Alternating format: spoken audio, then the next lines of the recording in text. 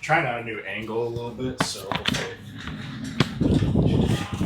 Perfect. hopefully I'm not towering over it too much. I All right. So, everyone, so podcast or Strengthcast episode. I think this is like 8 now. So we have old friend of mine, Brandon, here, aka PRs and Donuts on Instagram. Go follow him. So Brandon is a natural professional bodybuilder. He is also a judge, a husband, a father, retired military, police officer, a lifelong athlete. So Brandon, just tell us a little bit about yourself. What's your background, your history, what got you involved in lifting, etc.? Awesome. Yeah, man. Well, first off, thanks for having me, dude. Chris, you're a phenomenal dude, man. I'm glad we've been able to stay connected over the years. So I'm originally from St. Louis. Like just like any kid, you want to be big and strong. You want to play sports. You want to do some cool things. So I started so wrestling was always a thing that kind of spoke to me. I think team sports were fine, but wrestling really got to me because it was like an individual thing. And just growing up how I grew up, I don't know. I just wanted to do something that I was in control of, and so I wrestled. I did okay. I was able to go to college here in Iowa, William Penn University, a small school in Southeast Iowa, and I did 4 years there. And to be honest with you, man, like I definitely did not accomplish anything that I really wanted to accomplish. So I had a lot of left in me, I guess, to try to compete and do great things. And so throughout wrestling and in high school, actually, I always really enjoyed the weight room. I love training, love the gym.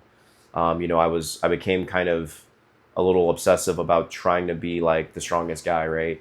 And I had a coach in high school named Tom Sumner, who was a strength and conditioning coach, and just he always combined general strength and conditioning stuff with like life and like life lessons and like perseverance and grit and resilience. And I remember he used to always say something. He used to always say when we were doing some type of drill, whether it was like an agility drill or actually lifting, he would always say, do you want to be the best person in this room, or do you want to be the best person in the city?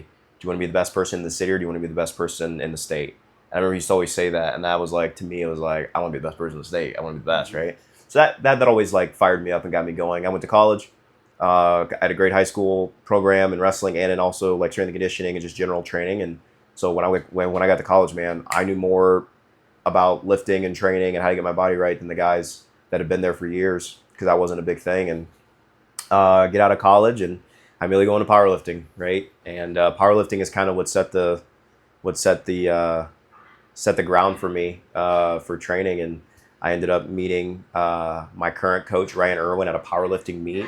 He actually came up to me in like 2014 or 2015, I think it was, when I first met Ryan, and gave me his card and basically told me that I should think about doing bodybuilding. I remember at the time I was like, absolutely not. I'm not doing bodybuilding.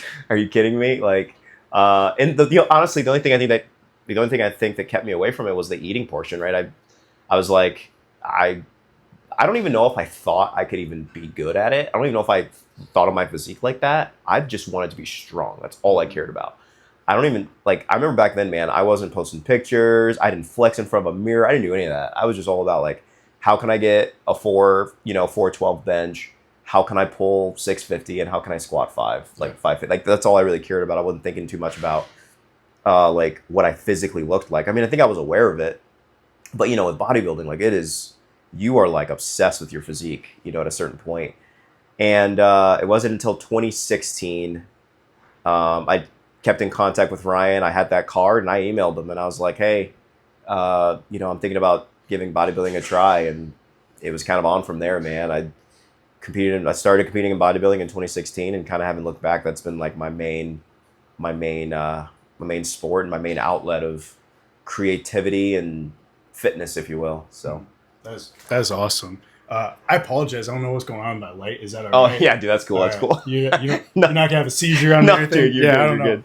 You're good. It's kind of shorting out. So that's an incredible story, because I always wondered like how you got in contact with Ryan. Like I knew of Ryan as a coach just because of his reputation within bodybuilding, because I'd already had a start in bodybuilding when I actually met Ryan. And you know, and when I decided to hire Ryan as a coach, like my former coach is a member here. He was a teacher that I had. He you know, a former pro, and I was like, dang, like, you know, we're getting the same result year after year, and I'm like, and not to put the blame on anyone, Yeah, because of course. I'm as equal to blame. Absolutely. And I'm just like, you know, I want a different result. I got to do something different. So I'm like, hey, like, you know, I'm planning on competing, you know, in 2024. I'm like, but I think I'm going to hire Ryan as a coach. I want to hire Ryan instead. And he's like, and my former coach actually knows Ryan. He's done seminars with Ryan back in the day. And so he's like, dude, yes, go for it. He was more than supportive. He's like, I've gotten you about as far as I can with my knowledge and my experience. He's like, you need someone that can bring you into the next level. Yeah. And you know, that's exactly what Ryan did. So before we get too involved, because I got some questions just even based off of like what that little bit of information that you gave me. I have to ask these icebreaker questions. Absolutely, let's get it. I forgot to do it. Nope, let's get it. So we can just do like a quick rapid fire. So I got like 6 questions here. So real off topic, off key. Okay. So condiments, ketchup or mustard, which is your favorite? Mustard. Mustard. All right. Any other condiments you'd pick over those? Buffalo sauce. Okay. Sriracha. Prep friendly. Yeah. I'm more of a, it has to have a tang, a little bit of a spice to it, probably for me. I'm that guy. Yeah. Yep. That's probably me. Awesome. All right. So if you were on your deathbed, death row, whatever, what would be your last meal? Oh, man. That's hard, dude. When I was a kid, I'd say a bologna sandwich. Right now, oh man, I would say, I'm not gonna say like a restaurant or anything like that because I can't think of anything off the top of my head, but just a really good breaded chicken sandwich, probably. Just a really good breaded chicken sandwich. I think that would serve me up good right now. Burger, fries, and a really good beer for me. Yep, yeah. I think as you age, you just kind of get basic and simple. Like I don't need anything special or fancy, just something that I've always liked. Cool. Now, I know with your busy schedule, like you're kind of all over the place. Do you consider yourself more of a morning person or a night person? I used to be a morning person. I'm definitely a night person now. Because you work night shift, right? Well, I don't anymore, but I did for years. Okay. And I think that just became like my default. Yeah. It was just hard for me to get going in the morning. So I would say a night person now, but I'm okay in the morning. Okay, fair. What side of the bed do you sleep on? The right. The right side, same. Mm-hmm. Now, is it facing the door, facing away from the door? Facing away from the door, away from the door. I'm closer to like a window in the bedroom. That's exactly how I am too. Yeah, I'm always curious to hear that from like military and police officers, because usually they always want to like be in a back corner, like eyes on the door or exits and things like that. So, do you prefer books, movies, TV shows? Ooh, that is tough, dude. So I've been really trying to get better at reading. I'm a big audiobook guy. I have an Audible account. I've listened to multiple books. I do feel like I get a lot out of those, but I know that statistically speaking, I think books do make you smarter. Yeah.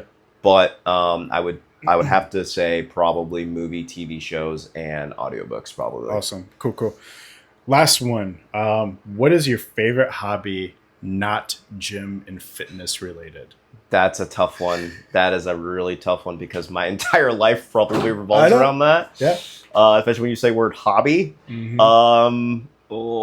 Now, I guess if you want, like, I know you're like, you love doing like outdoor exercise, but it's all about it's around fitness, right? Yeah. I like hiking and doing outdoorsy things because I know that it brings up my fitness level. I like judging. Like, I genuinely do like judging and going to those competitions and being a part of that. But that's also around fitness. Yeah. So honestly, to be honest with you, man, just doing nothing.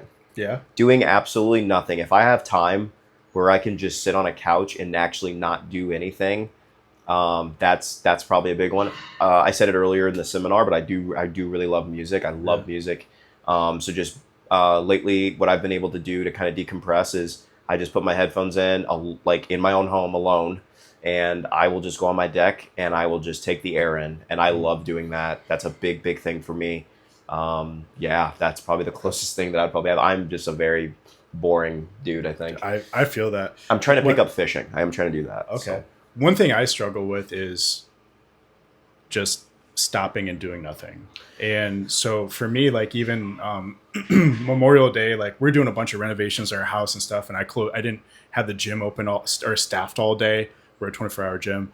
And so like my wife and I went home for the day, and we were just going to hang out, relax on our deck, you know, shoes, reading a book. And I'm just sitting there 5 minutes in, rocking in my chair. Oh, yeah. Like I can't sit still. Oh, So yeah. like, do you have any advice for anyone like that just can't shut themselves down? Like they can't quiet the noise. So I'll be honest with you, man. I'm probably not the best person to give that to, because I told you that I do that, but it's a struggle. Yeah. Like I'm the same as you, man. Like, and even to this day, after so many years of training and being in the sport for so long, and I know you're the exact same way, like a rest day is a very hard thing for me to do. Yeah. I physically have to be doing something. So I've been trying to default to like, I wouldn't say fixing things because I'm not the biggest handyman, but trying to clean or do something around my house that's like productive. Yeah. Basically, if I can do something productive in one day, then I feel like I did something. Okay. And that helps, even if it's not necessarily physical. Stop it.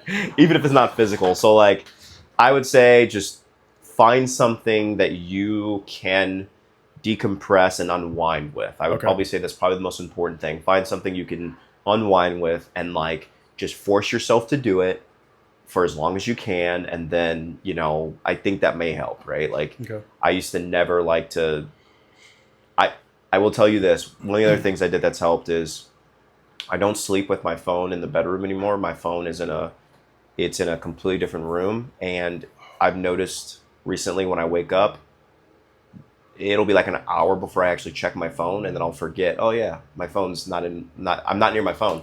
And that has helped a lot because I'm not thinking about it. So my mind is more clear, and I'm not just immediately looking at my phone, looking at emails, texts, whatever. My mind is clear, so I can like move on and do other things. And then I like forget. So like me just being able to go outside and take some fresh air, it's like relaxing. That has been helpful. So keeping your phone out of your bedroom is such a blessing. I used to try to like put my phone on the other side of the bedroom, so I'm not scrolling or getting lost in social media. I'm not getting the blue light from the phone, things like that. And my blue light turns off like after a certain time every night at least. The thing I personally struggle with having a 24-hour facility is you kind of have to be near your phone. I'm on call. Yeah, you kind of all the time. Yeah, every single day of the week. Even if I'm on vacation, I'm on call. That's true.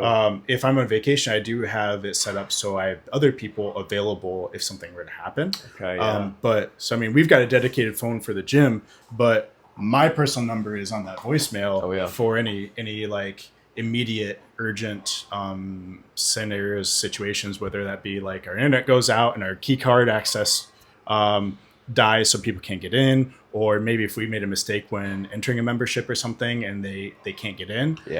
So it's like, then it's up to me to come in here 1-2 in the morning. You know, and it has been once in a while. Doesn't happen very often now because they all get replaced, but once in a while within our building, if there's work going on in the building, like the smoke alarms will go off and the fire department will come. And like sometimes I can get here before like my landlord or the owners are. And like I've had members call me like, hey, the fire department's here. They said there's, you know, the alarms went off, and they're a little bit distraught or nervous because they think there's a fire. So like I'll speak to the department. I'll come in. I'll let people around the building and let them clear it and or check it out and stuff too. So yeah, but that's one thing I really wish I could get away from the phone. Yeah. And I always envy people that aren't glued to it all the time. And I try to be better, but and you know what? The minute I said what I said, I immediately thought to myself, well, you're a business owner, like, and this is a 24-hour facility, so like you have to be so concerned about everything that's going on in the facility, especially if someone tries to break inside of it or something like that. Whereas for me, like I'm not in a position right now currently where I'm on call to where I need my phone near me, because for me, my biggest issue is so I actually bought an Alexa Echo.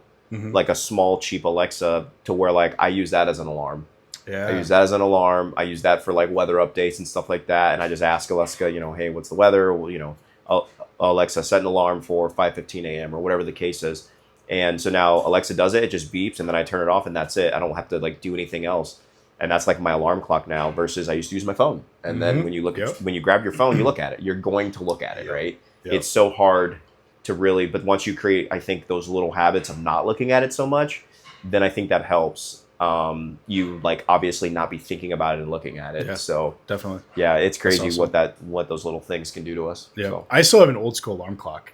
Really? Old school. I That's got it awesome. when I was a little kid. I remember it was my birthday, and I'm not gonna call him out. So I'm not gonna say this part of it actually, but I got an alarm clock, and I was young, and I'm like, Yeah.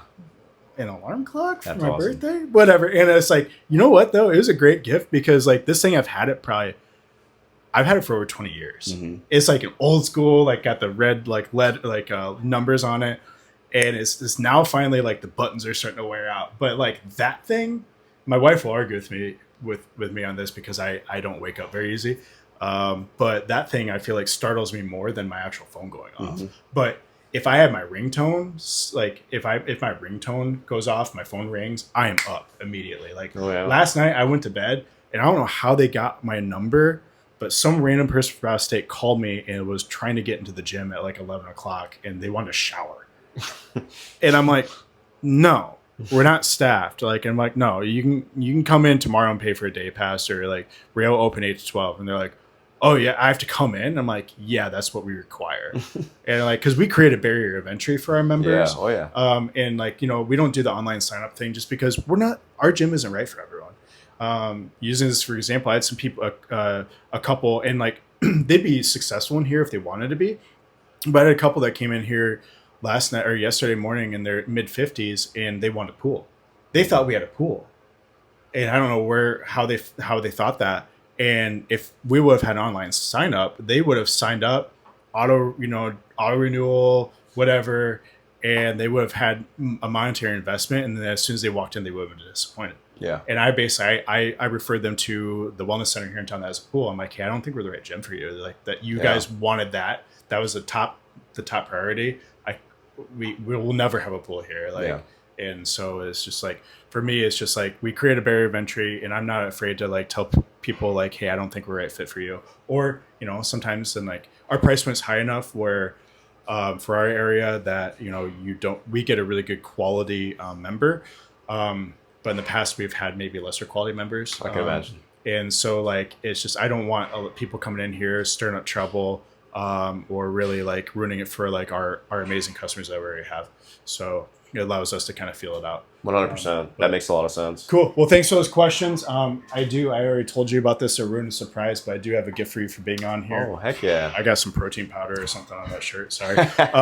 So I got a shirt for you. Heck that yeah. one's a large, and I do already have a patch for you. Awesome, I dude. know you're a patch guy. Love a lot patches. service members are big patch people. So Love I mean, if you patches. want to rep, cool. If not, whatever. But Absolutely, dude. I know you got the vest and you got the backpacks and stuff. So that shirt is actually just like the one I'm wearing. On the front's got our classic Iowa Strength logo. On the back, actually, it has Roman numerals for 2014, which is our established date. Oh, nice, dude. So, that's awesome. Yeah.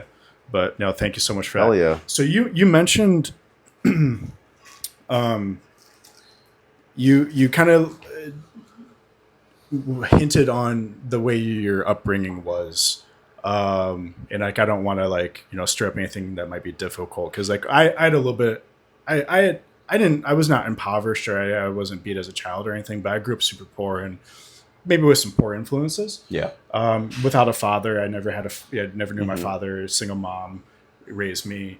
What was growing up for you like? Because you kind of just knowing you and seeing some of your posts and stuff like that. I think I might already kind of know a little bit, but I don't know the full story. Like, absolutely. What was life growing up in St. Louis? No, dude, and I appreciate you bringing it up that way and asking that way. And I mean, you already hit it on the head, man. Like, I grew up very similar to you. Obviously, different place, but probably worse off than Independence, Iowa. Yeah, so the mean streets of Independence. Yeah, but no, seriously, I don't take anything away from anybody that grew up without a dad. To be honest with you, without a father. Like as a father now, like it's crazy important to have that person in your life. And I don't think, you don't realize it until you become a man, I would say, or an adult, whatever. Mm-hmm. But, speaking for two guys, like you don't really understand that until you become a man, and you have responsibilities, you have a wife, you have a business, you have things to take care of. And it's just crazy. But so no, I grew up in St. Louis, single mom, never met my father either. My mom did, kind of I don't want to say a classic single mom story, but from other people that I know that grew up the same way, like She did what she could. She worked hard. She some things probably could have been done better in certain areas to develop, kids and stuff like that. But, she was in the position that she was in and she did the best that she could. I was blessed that I had some outlets like I said, wrestling and just trying to be something. I always felt like, I don't want to get too spiritual or anything, but I will, but I don't want to take too much of that time on that. But I do feel like I also was just very blessed, very fortunate. I feel like I had someone like watching over me at all times, making sure that I was making the right decisions, right? Because I was in an environment where, people sold drugs, they were in gangs, they did things, and I always was like around it, but I never got involved. I never was the person to do it, which is a blessing because I'm a police officer, right? So now in my life, being able to give back to those kids that kind of were like me or look, in that same regard. Had I done those things when I was younger, I probably wouldn't be a police officer today because I probably wouldn't be able to, right? Yeah. I would have had a criminal record and things like that. So yeah, St. Louis, when I grew up, was very racially segregated. I mean, it technically still is, I believe, but what I mean by that is, in St. Louis, most of the African Americans grew up in the city. Most everyone else did not grow up in the city. They grew up in what in St. Louis we call the county, which is essentially like the suburbs for the most part. And I was in the desegregation program, which is it's like a nickname for voluntary transfer student, which basically meant that they took the St. Louis City kids that lived in St. Louis City proper, and they afforded them school buses to go to better high schools and better elementary schools in the St. Louis metro area. And so once again, I was very blessed. I went to a very good high school. I went to a very good elementary school, which was everything, man. Like every ethnicity, every race you can imagine were there at that school, right? So I grew up around a lot of diversity. I got to learn a lot really quickly, and that's how I got to be around a lot of good sports teams and be around a lot of amazing people that had a really massive impact on my life. And luckily for me, unlike people I grew up with, I focused on that stuff, right? I focused on not necessarily education in school, but I focused on school relationships. I focused on sports and things that I thought would make me a better person and make me likable and cool, right? Because you still have those insecurities as a young man. People I grew up with, they focused on, the wrong things. So I was fortunate enough to be able to go another path. And that's why I say I believe I'm blessed, and I know that God had a lot to do with that because there's no other reason that I did not go the other path, right? I had no real guidance. So for me to make those decisions, I know that meant someone watching over me. But yeah, so I was fortunate enough to go to college and things like that. And then my mom, she passed away in 2014. So she was the only parent that I had. My grandparents, they passed away. My mom's mom passed away in when I was a younger, and then my other grandma, she passed away in 2021. So long story short, I'll kind of explain that a little bit. It's probably confusing. The mom that raised me in St. Louis that passed away in 2024, she was not my biological mom. She was my great aunt. Same last name, all that stuff, but she was my great aunt.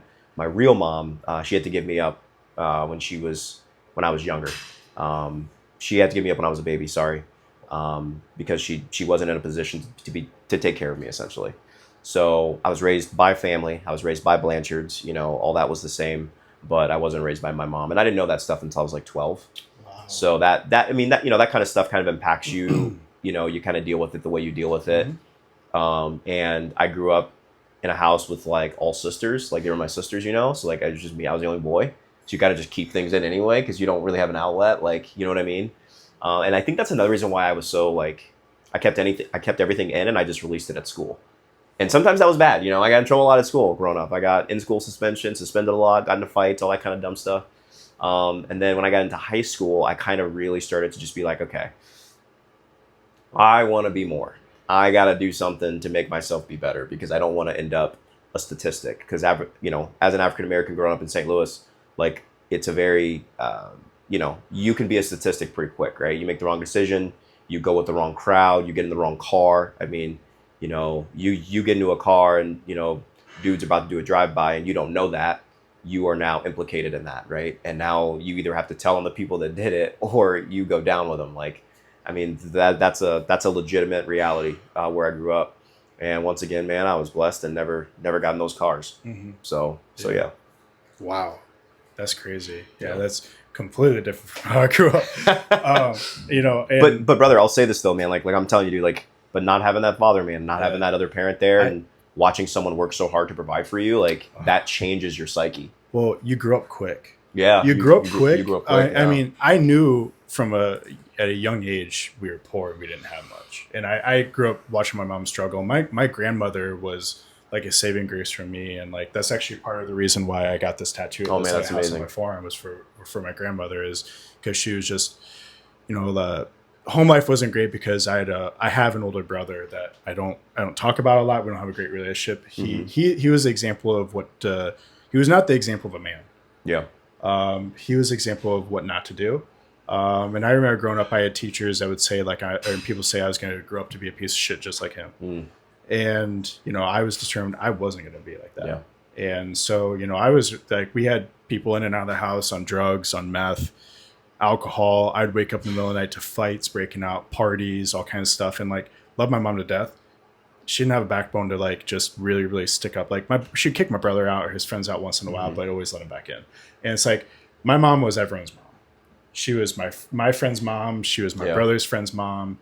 And like, so like if someone was going through rough times, they would live with us. Yeah. And they're probably going through rough times because of decisions that they made. Yep. And so, you know, it wasn't always the greatest crowd to be around, but it caused me to grow up and be a little bit, maybe not as much as you, but a little bit more street smart with some things. And I got exposed to a lot of things at a very, very young age that I probably shouldn't have been. And yeah, it's just like, but on the other topic, I feel like part of me wasn't able, and I still struggle with this, wasn't able to mature when it came to relationships.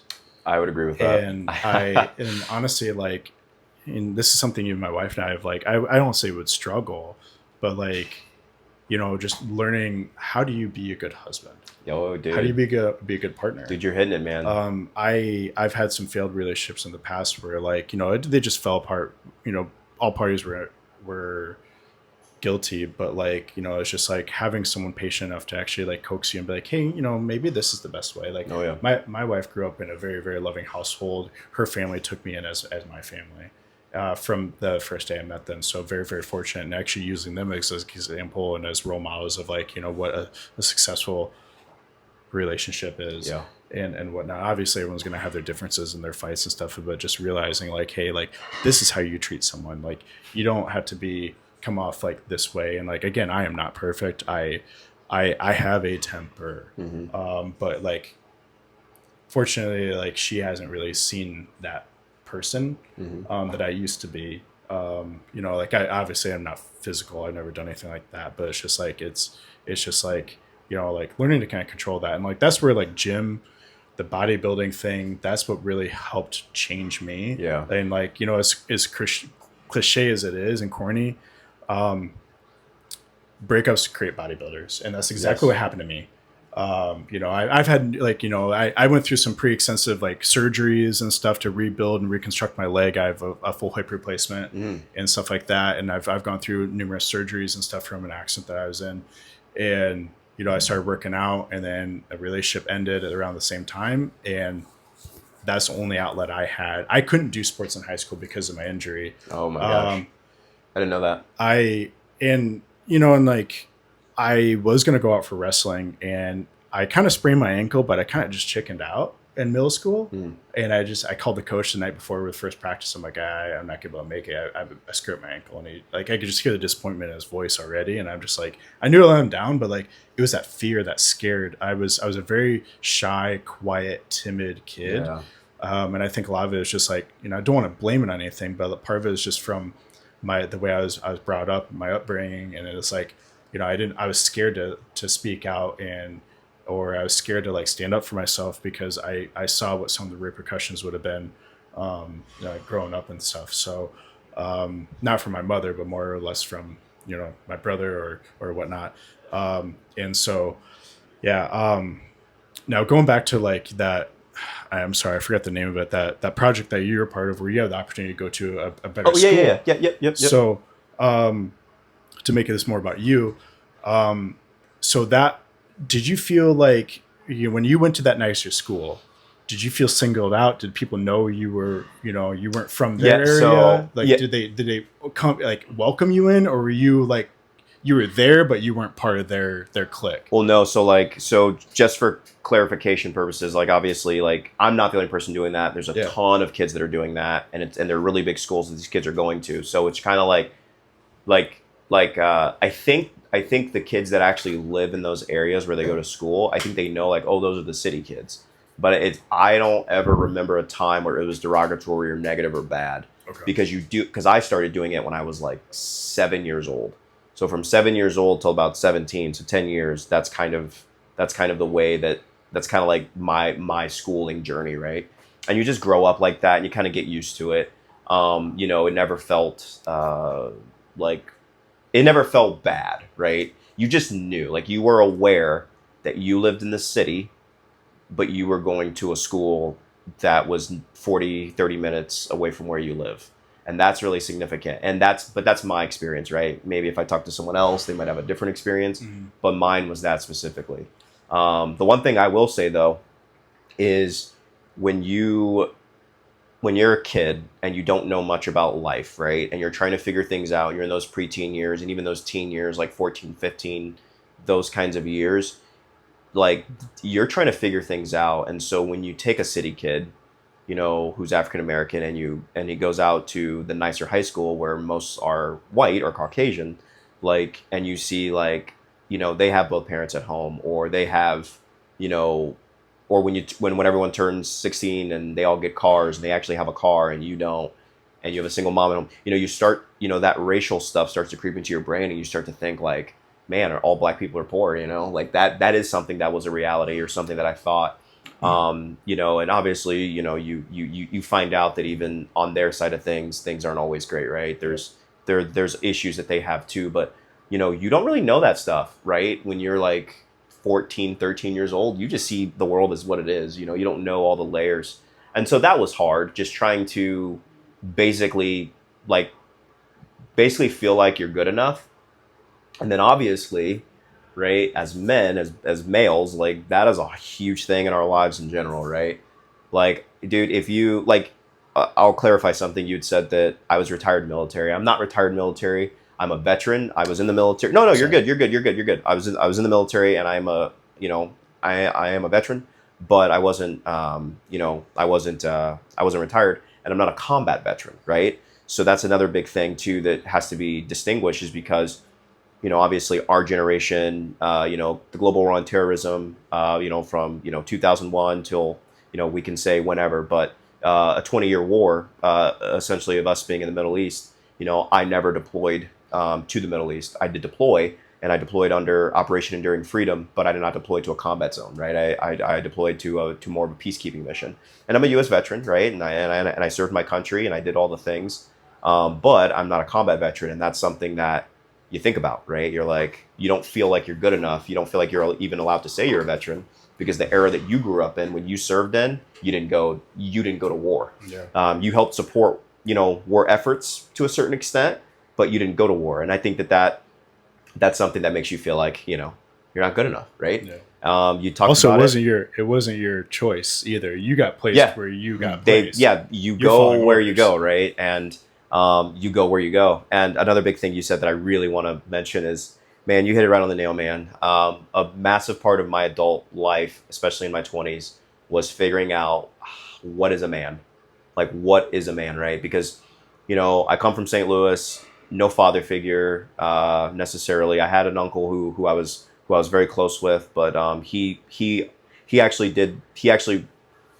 was not making money in legal ways, but he was the closest thing I had to someone that was like a man. Like, I saw him and I was like, that's a man. Took care of his wife, took care of his daughter, like had a nice car, like was doing was not doing the things that I would condone, but like as a kid, I don't care about that stuff. I'm not thinking about that stuff. He had That's everything a man. you wanted. Exactly. Yeah. And he unfortunately was killed in 2013. But you just posted about that. For Father's Day. Yeah. So, but yeah, so my uncle like was probably one of the closest things, and then I had some cousins, and there were guys that tried to be there for me, and because I grew up with all women, as I said, and then my sister's husband, my second older sister's husband, he's a top-notch dude, and he's been around, and and stuff like that. But when I met him, I was 16, and I was kind of getting towards that, like getting out of the house anyway. And long story short, when I became a cop, a lot of the guys around me, a lot of my mentors, my field training officers were like, Iowa, country farm guys, they were, they were good old boys, man. And like some of the greatest men I've ever been around in my life, dude. Like to this day, I still have a very strong connection with both of them. And I would consider two of them mentors of mine, people that really shaped my adult life. And they, I'll admit it, man, I was 22 years old learning how to be a man from grown men. I didn't have anyone telling me, so I learned it from those guys. I watched the way they treated their wives. I watched the way they fathered and took care of their children. I watched the way they talked about their wives. I watched the way they conducted themselves in public. I remember when I was a rookie cop, I used to wear like sweats all the time, right? Because that's what I did in college, right? No one cared. And one of the guys told me, he's like, why are you always wearing sweats all the time? He's like, you look kind of lazy, And I never like really thought about that and cared about that. That's weird now because athleisure wear is it's like in. But I feel like now if I wear just like some nice pants or nice shorts, people's like, well, where are you going? Yeah. It's just crazy. And but those guys, I mean, I'll just say their names. I mean, there's a lot, but. Brent Durande, Ben Johnson, those are two men that like really mean a lot to me, that really did a lot for me in my life as a youth, like young man till today. Those guys did so much for me. They taught me so much about life and just everything. And they taught me how to be a cop too, like the right way, right? Like the way that I think the profession should be handled and done and things like that. And man, those dudes are just phenomenal resources. And like, you want to talk about like not knowing how to be a man or what is a man, like brother, like that's where it's at. And now to this day, like as a husband and a father, like I'm still doing that in my brain, but I'm a lot more like, okay, like what's important? Like what's the first thing you need to take care of? Mm-hmm. Take care of that thing, right? Yeah. Dude, I used to obsess about like, well, I'm not a handyman, right? I don't know how to fix things and all that kind of stuff. I never was taught that. I never was around that really. And so I just decided one day, okay, I don't know how, I'm gonna learn how in small little intricacies, right? Mm-hmm. So I just watch YouTube videos on how to like take apart things or put things in. Yep. And I just will watch that. I will study that video until I figure it out. And so that whole concept of not feeling like you're enough and like not doing enough is so strong. And I think most men go through that. They just don't talk about it, to be honest. There's a lot of, and we could go down a whole rabbit hole. There's so many things that as men, like we don't talk about. And I've wanted to talk about it because I've struggled through a lot of different things in the past. And like, even with like last month being like men's suicide awareness month, like I really, really like wanted to like open up and like talk about some like struggles I've had. Like I've never like come close to like doing quite that, but like, it's just like, I've never had like the nerve. And also like, it's like, who am I to like speak on some of those social issues too? But to go back on like the father figures, and I feel like I would be doing a disservice if I didn't bring this up. I said about the poor examples I had, but my mom had 4 brothers, and they were farmers. They were farm boys. They all, worked out. Grew up on farms. Only even one of them was farming. Basically, by the time I was growing up, they were men. Yeah, they had families. They took care of their families, and they had beautiful children and everything. And like, they're the ones that really like took me in and taught me how to shoot guns, taught me how to fish, took me hunting, taught me how to drive. My mom's oldest brother taught me how to drive. Well, my mom took me out driving like out of the farm and stuff, but my Uncle Larry, he taught me how to drive. They had a car that they bought brand new. Their oldest daughter got it when she went off to law school. Their younger daughter got it when she went off to law school. They parked it and it sat. I got that car. Oh, that's awesome, dude. And it was a 91 Chrysler LeBaron. It was 3 different colors. Oh, yeah. It was originally white. It was also primer and rust.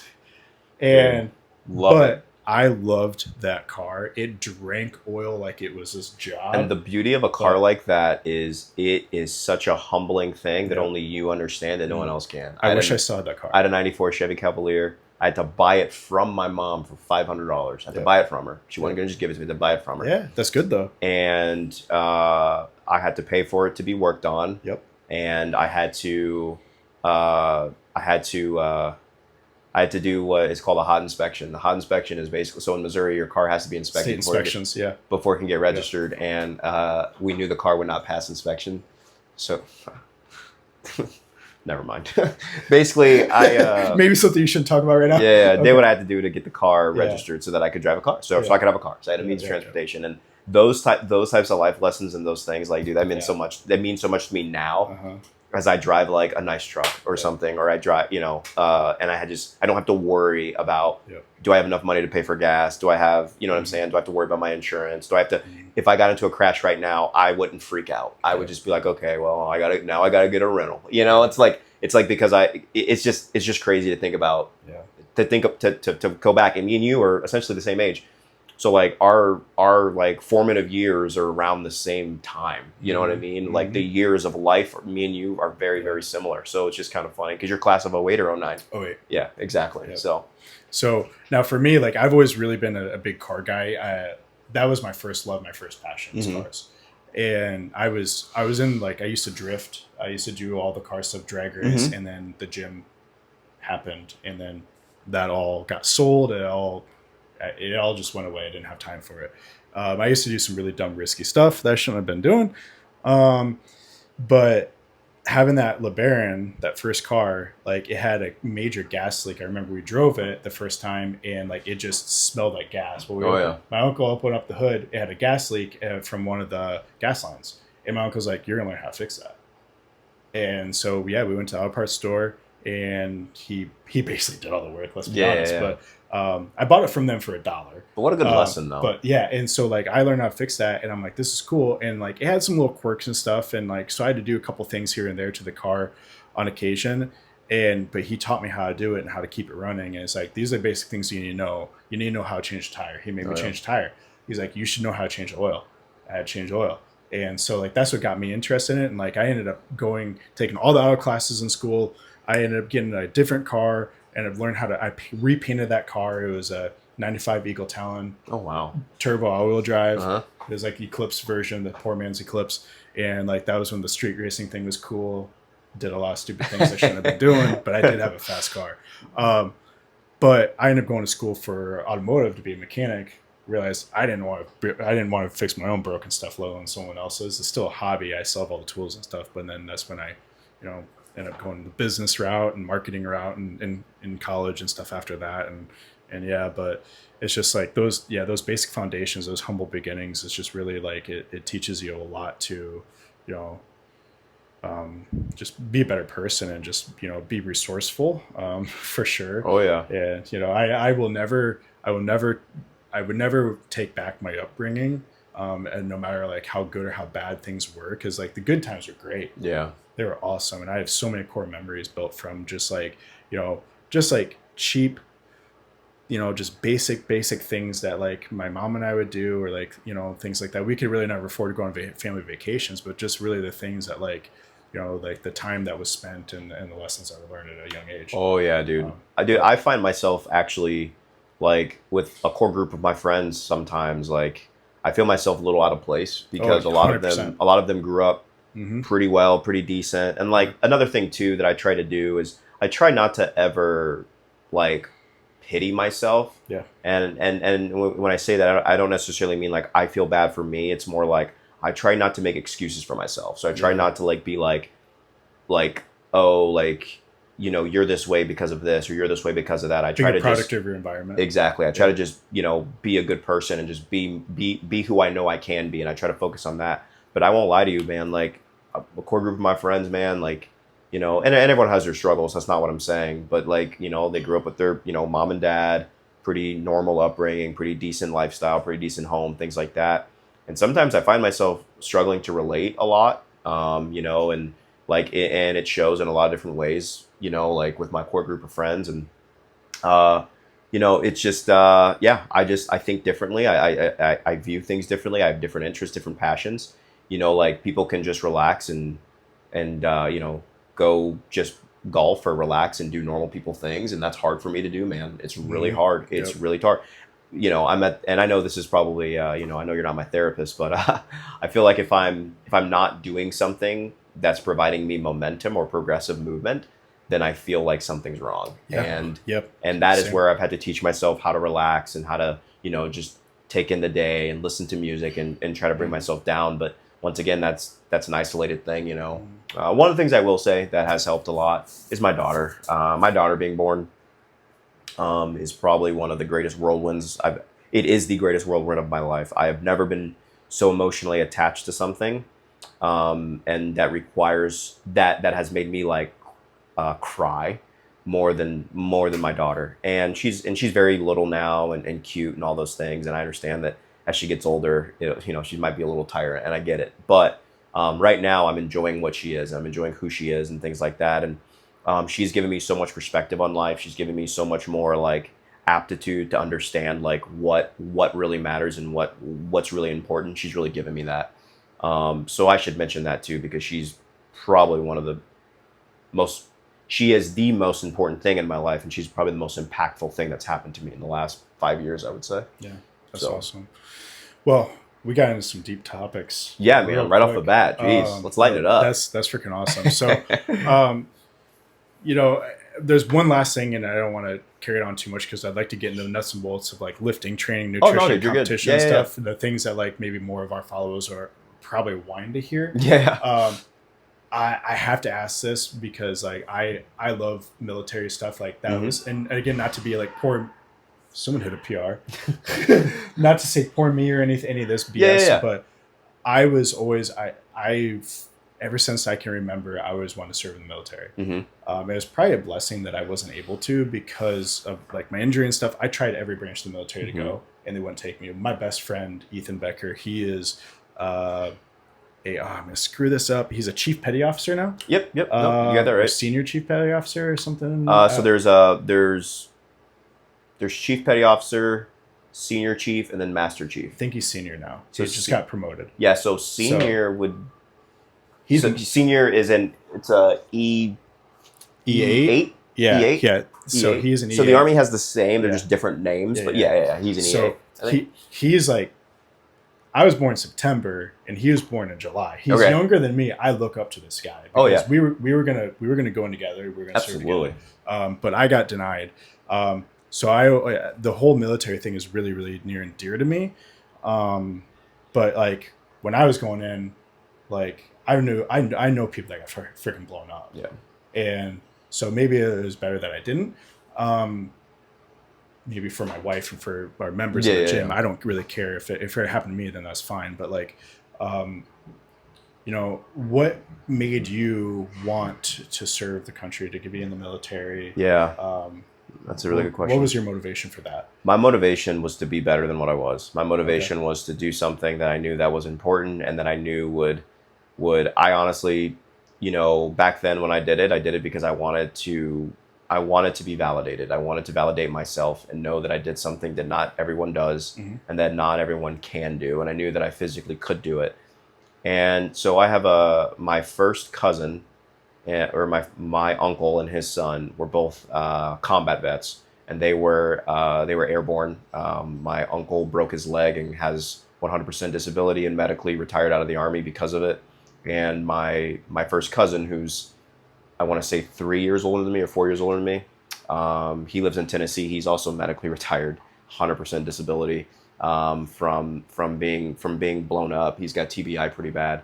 For being blown up so many times, he has TBI pretty bad. And so I knew that my journey would probably look different than theirs because my journey was different, right? They both joined when they were fresh out of high school, 17, 18 years old. I joined when I was 26, and I joined the Iowa Army National Guard. So I joined the part-time service because I knew that I still wanted to be a police officer because I was a police officer in a small town at the time.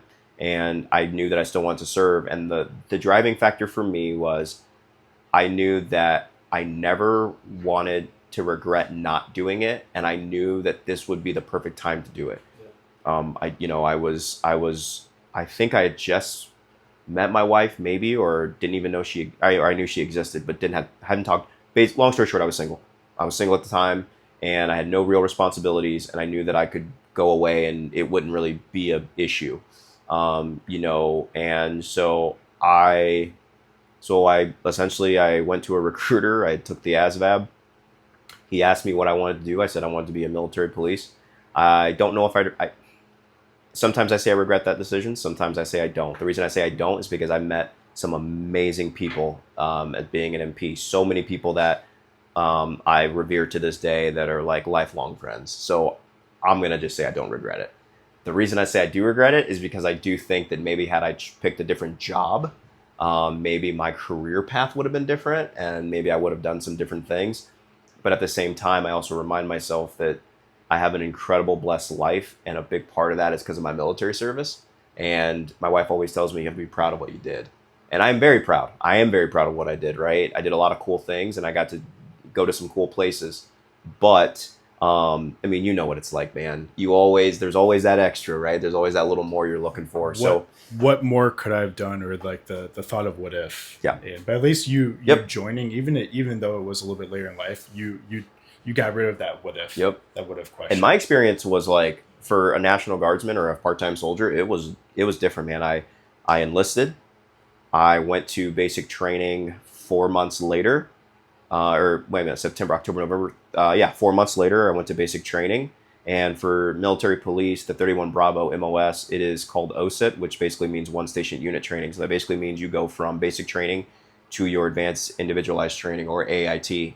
So basically, you go to basic training like a normal soldier, and then you immediately go right into how to be an MP, like how to be military They police. usually have a little bit of a break there. Usually they have a break. Yeah. Some jobs like infantry is also OSET, so they go from basic training to infantry school. So MPs are the same way, military police are the same way. So I was gone for 6 months from January of 2018 to June of 2018, and then the unit that I was going to in the National Guard was deploying immediately. So I was at home for a month, I think, and then we deployed, and I didn't come back home until uh, uh, April or May of 2019. So my military experience, so my introduction to the military as a part-time soldier was like an active duty type situation, right? Where I go somewhere, and then I go somewhere, you know? You just jumped right in. You just jump right in, which Yeah. honestly, for my career, that was amazing. It was amazing for my military career because I learned so much. I learned how to be a soldier, active duty, how the ins and outs of how to conduct yourself around certain people. I learned so many skills. The biggest thing that I would say about my military service is, and most soldiers, I think, or most military service members would probably say the same thing, is yes, there are some things that I can put on paper. There are some things that I can sit there on a resume and say, I led this, I trained this, I did this, I'm qualified in this. Of course. But for me, the most important things that I learned from the military are the intangibles. They are things that I have to like do for you to know, right? Like just critical thinking times 12, like being able to just process something and make a decision. Communication has probably been the biggest thing because, it's just like all the movies, right? It is such a diverse situation. You are around all kinds of people from everywhere in the country. You are interacting with people from everywhere in the world. My mission was detainee operations with people that the U.S. government deemed to be detainees.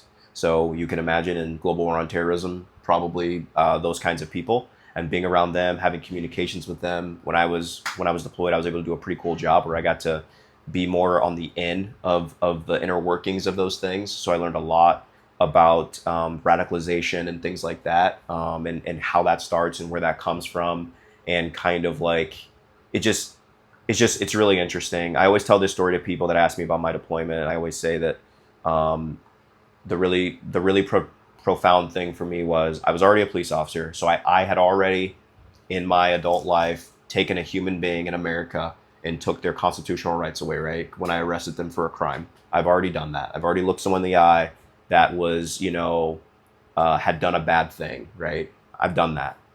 When I went to the military and I had my experience, my deployment, I was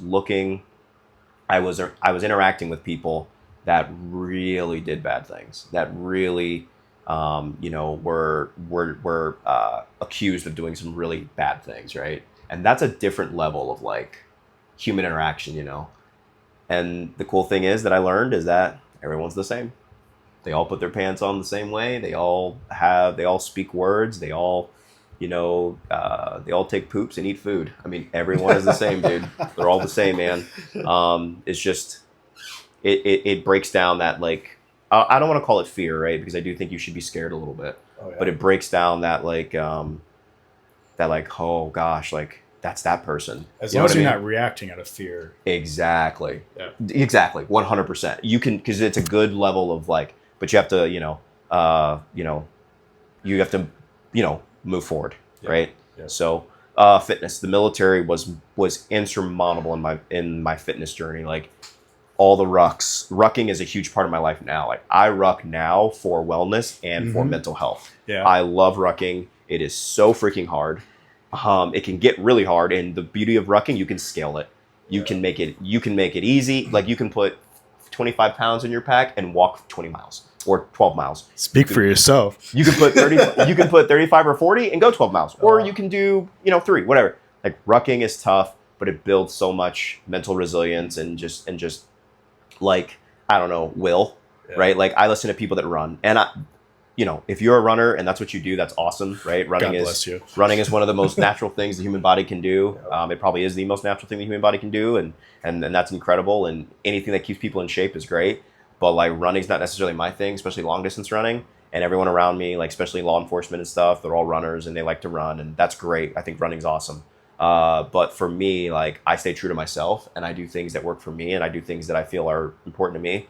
And brother, like rucking 6 miles in like this kind of heat or whatever, brother, like you want to talk about feeling like you're in shape, you want to talk about like pushing yourself and all those kinds of things. And I do release rucks, so I run and walk because I want to meet a time cap. I see your videos, and I've got a question about that too.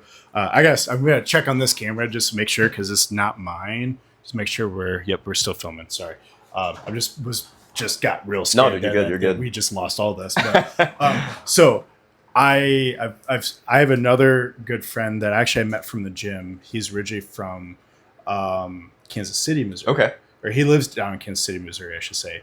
He was an active duty sniper. Okay, in very the cool. Army. And his name's Carl. I don't even know if you're watching this, Carl, but man, miss you. But I still to this day cannot pronounce his last name because it's like this big. I'm going to say a little bit more cruel words here, but this podcast is a little bit less censored. But so we became pretty good friends just through the gym. Mm-hmm. And he's such a phenomenal person. And, he's got some friends that, lost their lives, got injured and things like that in service. And he's like, hey, man, Memorial Day's coming up. Would you want to do a ruck with me? And I replied with, do you want to go fuck yourself? And because I'm so naive, I was thinking run. And I'm like, dude, I am not built for it. Like my hip can't sustain it. Absolutely. I don't want to say that as an excuse because like, not to squirrel on this one, but like, I'm not supposed to run, but eventually when I'm done bodybuilding or trying to put on size, I do want to do like a 5K because that was the last thing the doctors told me I couldn't do after my surgeries that I will do. But so I thought he meant run, and I was like, no. He's like, no, dude. I'm like, I don't run. I'm not a runner. I'm not running. And he's like, no, dude, it's a hike. And I'm like, dude, yeah, let's do it. And he's like, yeah, you just need to like, he's like, you don't have to do weight, but I'm doing like 35 pounds. Bullshit. He did way more than that. He dressed up, did full dress. But he had a ruck pack on with the frame and stuff. His buddy that is in, another amazing dude, his buddy that is in the Special Forces to this day, and his wife, they came down and they did the ruck with us. So I'm like, hey, let's do a gym event. And so we did these Memorial Day shirts. I donated money to America's Gold Star Families because that was Carl, the organization that Carl recommended because he knows people personally that was assisted by that organization. Beautiful organization. So they we did these Memorial Day shirts. I donated the proceeds to that organization. We did a ruck at Backbone State Park. Okay. I'm not sure if I doubt you've ever been there, but it's the closest like decent state park recreational area that we have in the area with long enough trails. Okay. But we did this. We had to do 2 loops, but it ended up being like just over 13 miles. Okay. I bit off a little bit more than I could chew. I finished it. But we had a really, really good, amazing group of people that showed up early in the morning out there. We basically did we met up here and we just did a caravan all the way over to Backbone, and we all suited up. I had 25 pounds. I almost put another 10 pounds in my bag, but I was a little nervous. But a lot of mine was wet weight though. It wasn't dry weight. So I had a lot of fluids. I had a lot of snacks and stuff like that. Just extra clothes and socks to change into. But dude, like we had to do 2 loops. So we did a full loop over like the East and West Lake trails. And then we stopped for some food and change and this and that. And a couple people could only do half of it. They had to dip out because they had other obligations. And then we just turned around. We went right back straight up this like trail called Six Pines Trail. Oh man! Right back up it, and you kind of get like a second, third, fourth wind. You really do. It. But like this is not flat terrain. This is up and down. And like my way of training for this ruck was taking the dogs on walks on flat surface or walking on a treadmill. And no more than like 2 miles at a time, 3 miles at a time. And like, dude, it was rough. I have never been that sore from something in my life. And I had blisters in places and like heat rash in places that I don't even want to talk about. I remember like, as on my way back, I stopped here just checking in the gym. I get out of my truck, and my truck sits a little high. And I get out of the truck, and I literally just dropped to my knees. Oh yeah, I bet. And, that doesn't surprise me. I got home, and my wife was like doing laundry or doing something in our basement, and I went down to see her, and I literally had to sit on the stairs and slide down the stairs, and I had to crawl back up them. And I talked to Carl. I'm like, "Am I going to be able to train legs on Mondays?" Like, absolutely. Yeah, no. And I had to push it back to like Tuesday or Wednesday, and I still was sore and wasn't recovered. But man, like whole new respect for the service members that have to go through that and have to do that so frequently. Yeah, so the thing with rucking, like the concept of rucking is to basically like to go undetected to enemy terrain, right? You are just trying to like you need to walk to essentially to where the enemy is going to be and be undetected, right? So you can't drink, you can't have a car, you can't have an airplane or a Humvee or airplane or whatever at that time, because I mean rucking's been a thing for decades. But for me, like you obviously get introduced to rucking in basic training for the most part, or at least MPs did. I'm not sure what other MOSs do. I know infantry and I know all the combat MOSs ruck because that's a big part of mental fitness in the Army, and it is applicable, right? It really is applicable.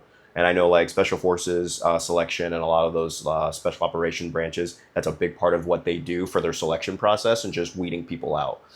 That's a huge part of it. Most Army schools, like air assault school, things like that, you can get essentially a badge to wear on your uniform. A lot of those have rucking as a standard that you have to make, right? So it's a 12-mile ruck under 3 hours with you have to wear a certain uniform, maybe have your helmet on, maybe have a rifle with you. Like those are the standards in the Army. So like the Army culture is really big about rucking, and that is something, I guess that's a tangible thing that I took away from the Army that I could say is that. And another thing with that is that mental resilience and toughness, right? Like I feel like, and I'm not saying this to sound, cocky or arrogant or cool or anything, but, rucking builds you. It builds you and it breaks you down and it builds you back up, right? And I feel like I can withstand a lot of, especially physically, I can withstand a lot because of that, because of going through that and putting myself through that. It's literally waking up and choosing to do something hard. And I will tell you this though, in the Army, they don't do it the way you did it, right? You do like a 3-mile ruck, then you do a 6-mile, then you do a 9-mile. Yeah. So like they build you up so that you get used to it, because it destroys your feet, it destroys your hips, your backs, your traps. So I shouldn't say every November, but last November, I do the Folds of Honor, which is a nonprofit organization that helps families of fallen officers and soldiers, helps their kids go to college and that sort of thing.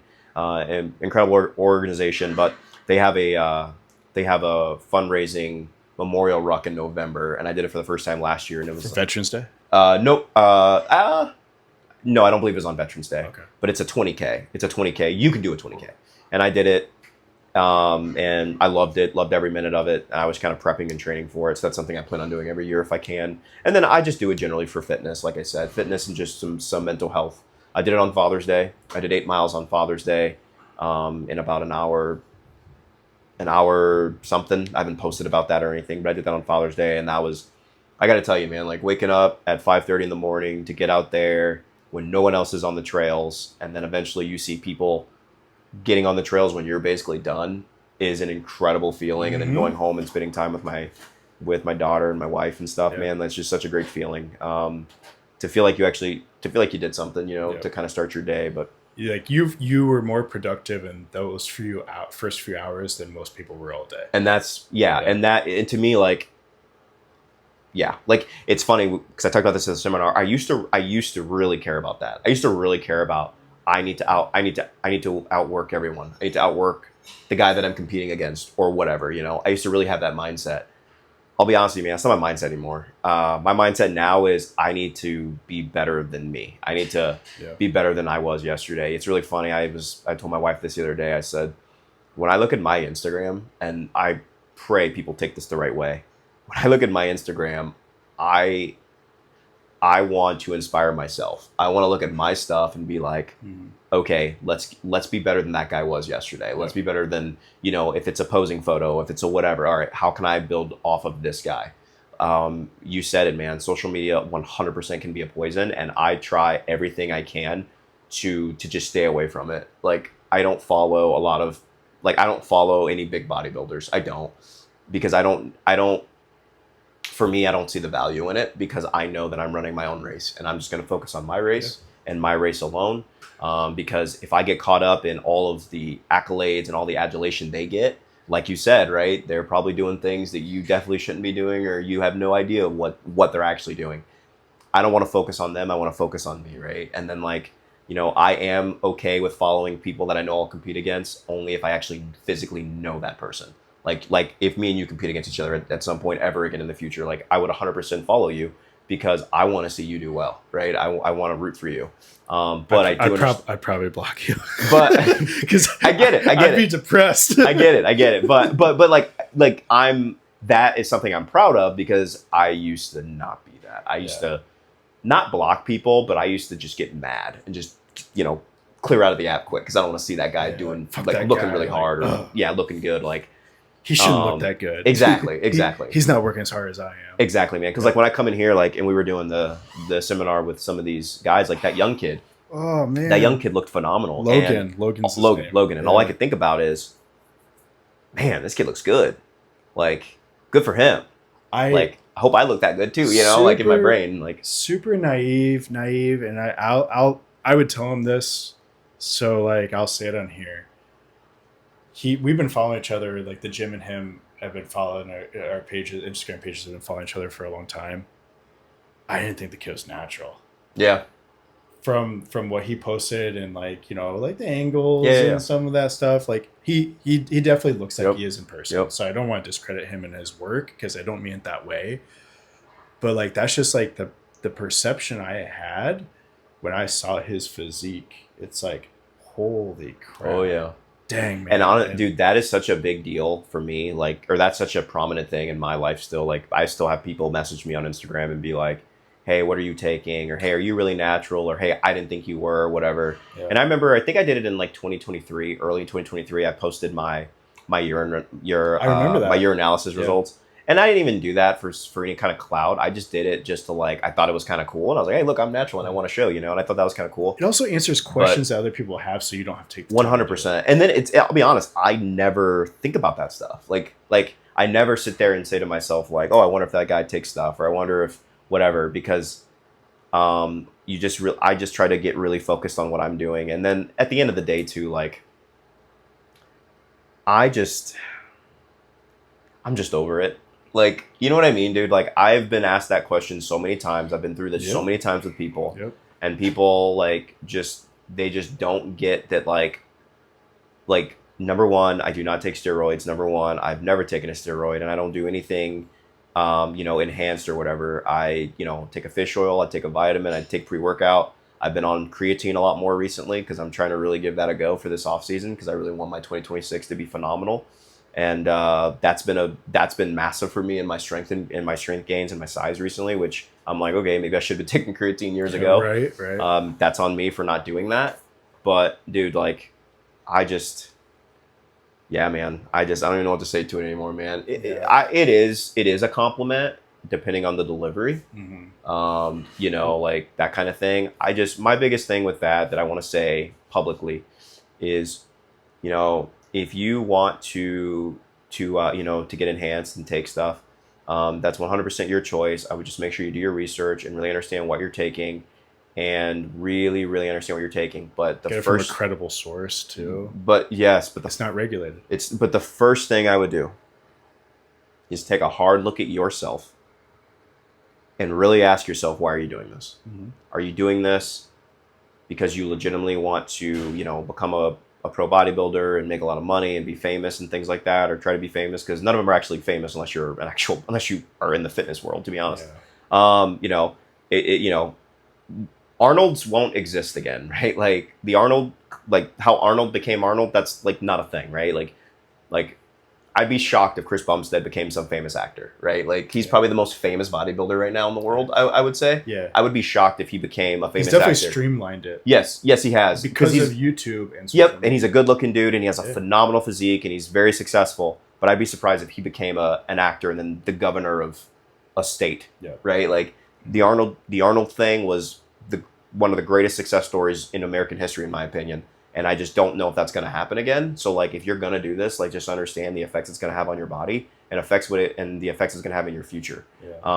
Because like people take steroids just to compete in bodybuilding to not even become a pro.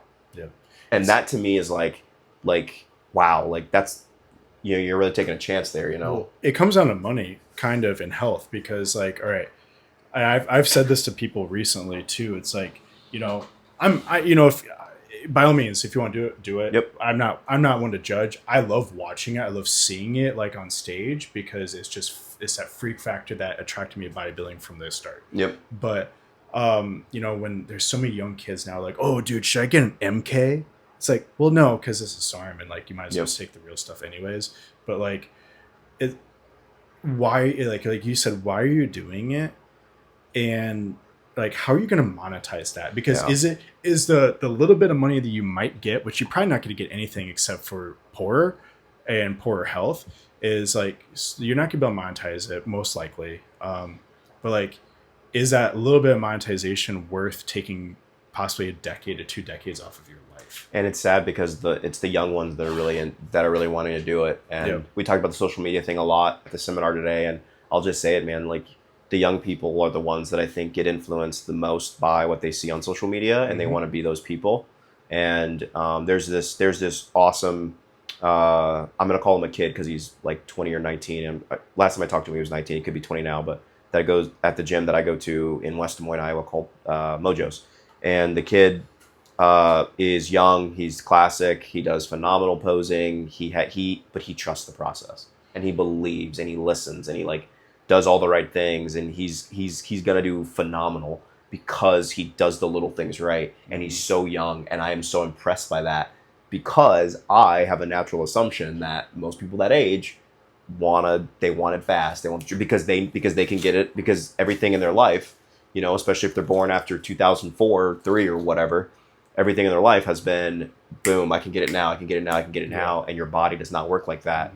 And like, I love seeing young people like trust the process and be here. Like today at the seminar, we had a few young people, and I loved seeing them like be engaged and want to know what's going on and learn. And I was talking to one kid he might be still training, I'm not sure, but he said like, I want to do a show now just so that I know what it's like.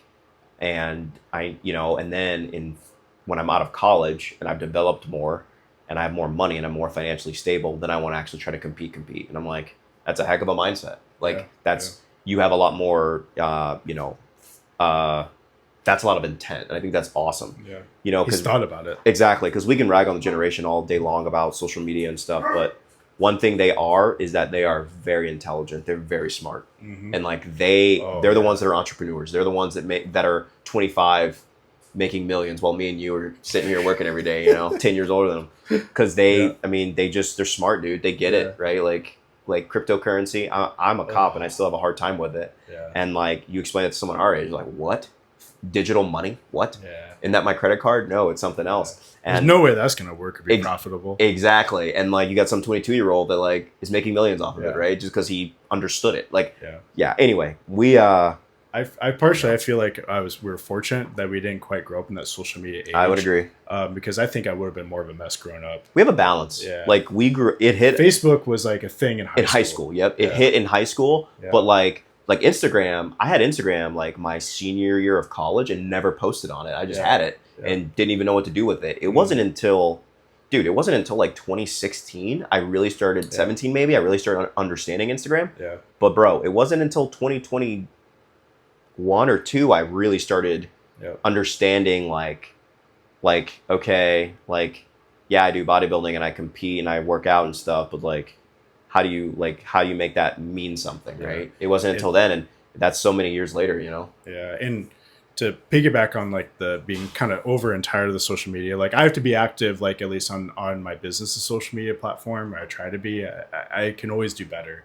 I used to be very, very, very active on my personal, sometimes more active on my personal than on the business. But it's like, it almost like even after like, I always go in waves where I'm really, really good. And then I just like fall off. And like anymore, it's like, I don't even care. Like I do, but I don't. Like I've lost a substantial following on Instagram because I just don't post any of my own stuff. Like I'll like invite myself to be a collaborator on like gym stuff once in a while.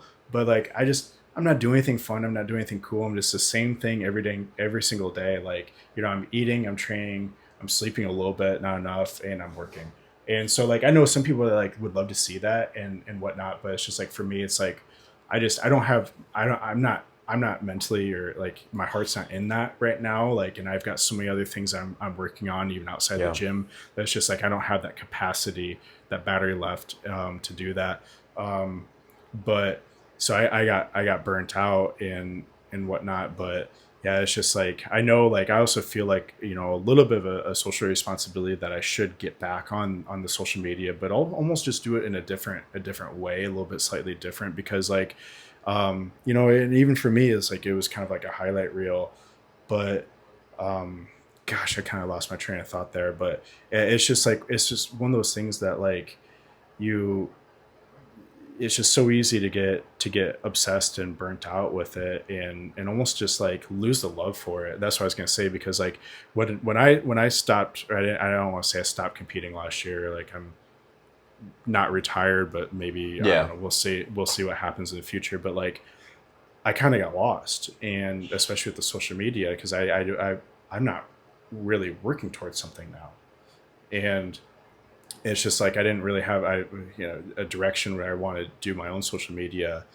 And I almost and it kind of went to like when Ryan and I kind of stopped working together. I almost kind of fell out of love with it, with training, with eating, and like, I was seeing a lot of progress still in stuff and putting on a lot of weight, but like, it's just like, my heart wasn't completely in it. And like, a lot of it I think was the social media, and I took a break, and like, I have not enjoyed training this much in years. Yeah. Cause I'm not worried about like getting a video or a stupid picture and like, oh man, like you didn't record, or I forgot to record this set, or I didn't do this or that. It's like, man, like, Seth, my training partner, we've become good friends, and he like, it's literally just about getting in the gym and just living in that moment, and like just bettering ourselves and bettering each other. And it's just like, and I gotta credit him for a lot of it.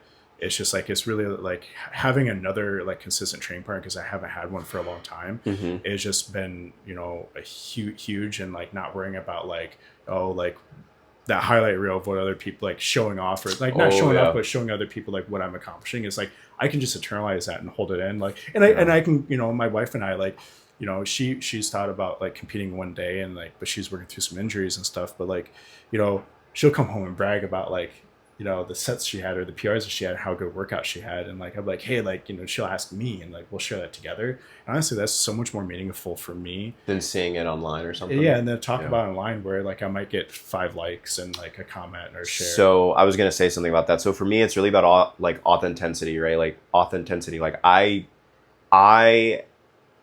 tried doing the influencing thing. I tried to post all my workouts, put my sets in there, what body part what works what, or why I'm doing what I'm doing, and all those things. I tried doing that, and I still may do it kind of, but I get little in return from that. I don't get a lot of likes. No one shares it, and so I was kind of like, okay.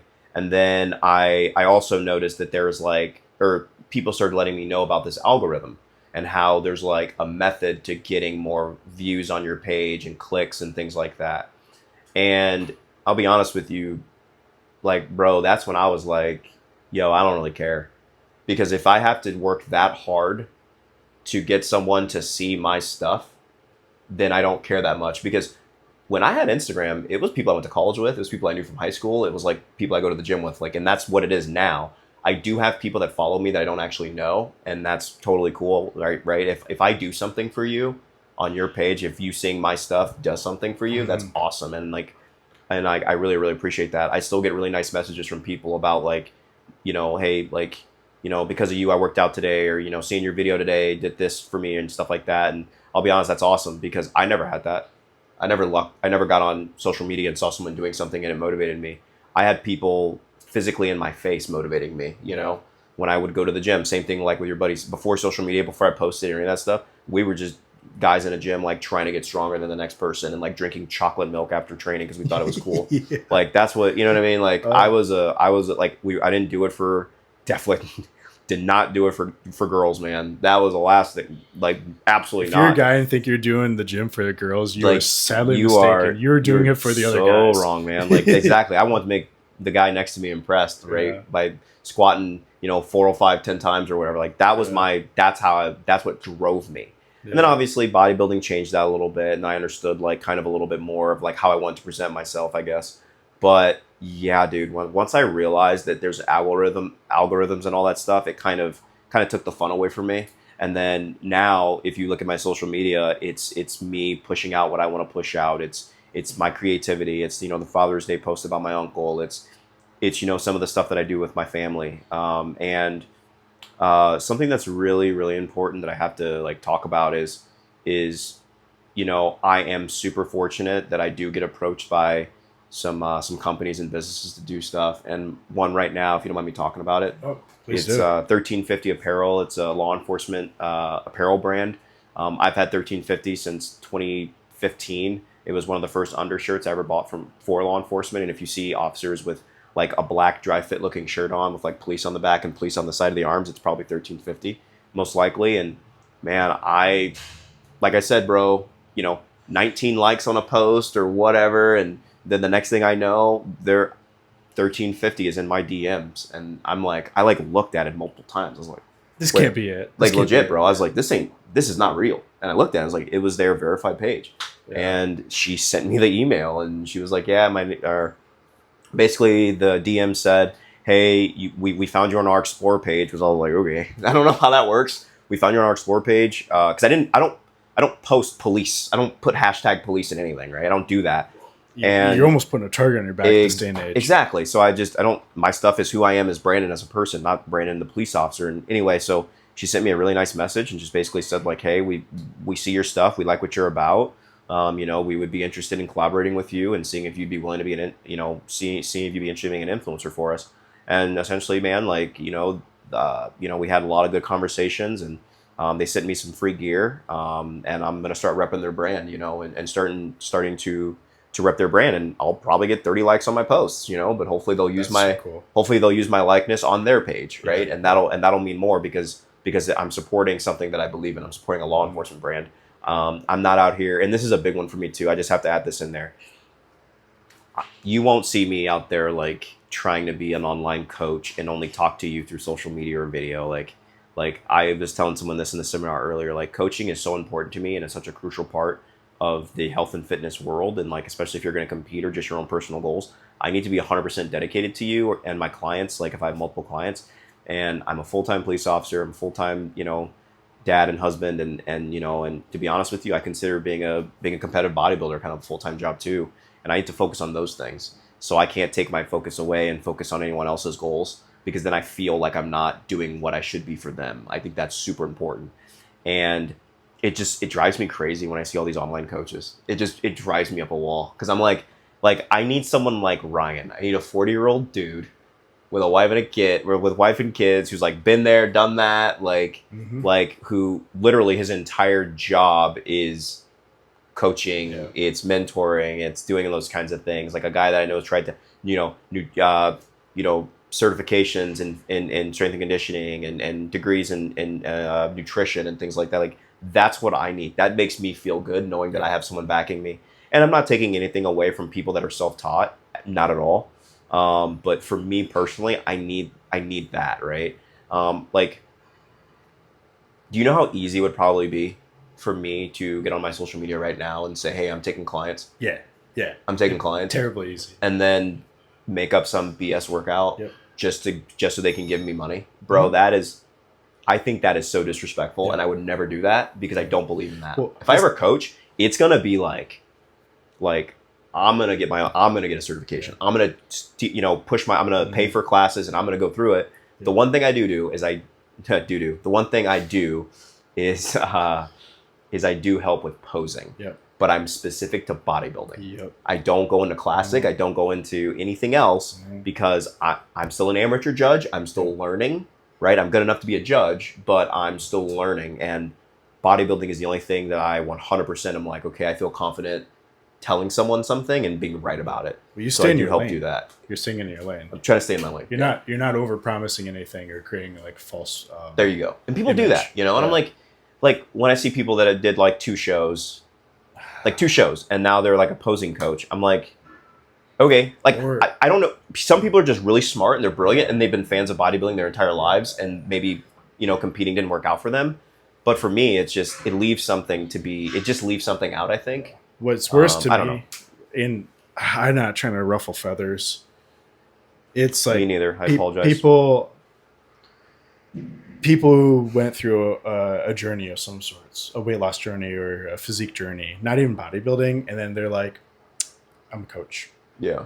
And it's like, but like, what experiences do you have? What educations do you have? Like, or they get involved with some companies and things like that, and like, which is awesome. Like, have that backing, but like, also sift through the BS and like make sure that like that's not the only education you're getting is from that one company. You're getting education elsewhere. I think social media created a monster. I think it created the concept I can make money if I leverage this. Yeah. And I think that inherently I do believe that's the American dream, right? Yeah. But yes, I think it's good and bad. I think if you know what you're doing and you legitimately can do it, then yeah, I would leverage social media. But if you're just trying to create something, you're trying to create this image with not a lot of experience and not a lot of knowledge, but you are genetically gifted and you look the part, and then you start pushing out workout programs and things to people.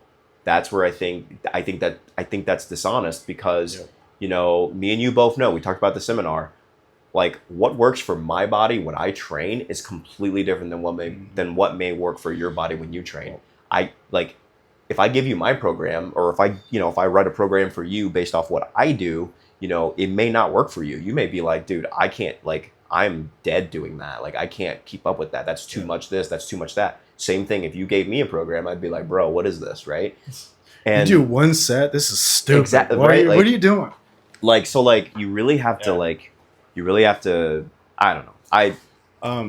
I'm blessed. I've had Ryan since I started. Yep. I've never had anyone else. And I had like I said earlier in my intro, I had a phenomenal upbringing through strength and conditioning, to where I was around legitimate coaches that taught me properly how to squat, how to bench, how to, tighten your core. Like, when you say tighten your core, I know what that means, what an athletic stance means, how to move, all those things. I'm super fortunate. Now, I do dabble in some coaching. I did in the past for a while, and then I took a long break, and it was always like off season, like when I wasn't in prep and stuff like that. Mm-hmm. And like, and it, for me, the main reason like why I got back into it was like, I built so much trust and rapport with some of our members.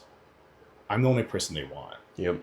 And it's just like, or they've worked with other people and they're like, she, what they didn't work for me. Mm-hmm. And like, I like, your approach. I like being able to come in and talk to you every day and stuff. And it's like, so like, I don't charge an arm and a leg, and I'm not getting rich off of it. And I automatically go, the first thing I say is, I am not an expert. Yep. I will never claim to be an expert. I will never have you do anything I haven't done or I wouldn't do myself. But it's like, there's always, I'm even as a bodybuilder, I always have this like, like this feeling that I'm a fraud, right? Oh yeah. And so like, I'm as open and honest, like I have no certifications, and like, Yep. do I feel like that's the right way? Maybe not. Are there certain loopholes within being a business owner of a gym that I can get away with? Yes.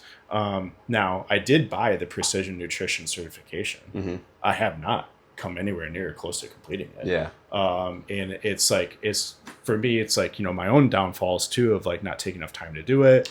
I can make up all the excuses in the world. Like my house basically exploded last year and I'm completely redoing everything in my house. And so like, there's a lot of like excuses I can make, but the fact is like, I just haven't prioritized it enough. And I am constantly trying to educate myself, and I do go back and refer to the readings of that book and stuff like that. But again, like if I had like 2 people come up to me about coaching today, and I'm like, send me an email, we'll discuss, we'll see if it's a fit. And so it's like, but ultimately, like I don't claim to be a coach. Like when we did our introductions at the seminar, we did a bodybuilding seminar at the gym today. When we did our introductions, I didn't introduce myself as a coach. No. I'm a gym owner. I am a pro bodybuilder. I'm a husband. I'm a dog dad. Yep. And that's how I introduce myself, because like I won't ever claim to be a coach.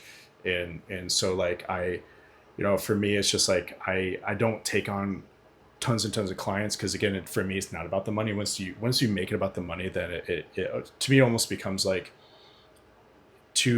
not just too real, but like there's an alternative motive there. I agree. Versus the person's interest. And so I don't want to jam my schedule so full, like even more full than it already is, and then just turn it into a mill of like turning and burning, collecting money, and then just losing people and collecting more money and losing people. It's like, for me, it's quality over quantity, and I'm very selective with the people I will work with, and understand that I can be patient with them and work with them, but also they can be patient with me and learn with me. Yeah. And so like, yes, I will get that certification. I will work towards it. And maybe someday Ryan and I can work something out where I can work under him. We've had talks about it. But it's just like, also for me, it's just like, I don't want to let him down either. Yeah, no, and I don't, you won't. Ryan's so, not, sorry. No, it's all good. But like, so it's just like, that's, part of, me being so busy, like outside of the gym right now, has kind of stopped my progress on pursuing that partnership with him as well, and whatnot and stuff. But yeah, so, I do want to kind of switch gears a little bit. So one question, so my former coach, and I'll go back to social media quick.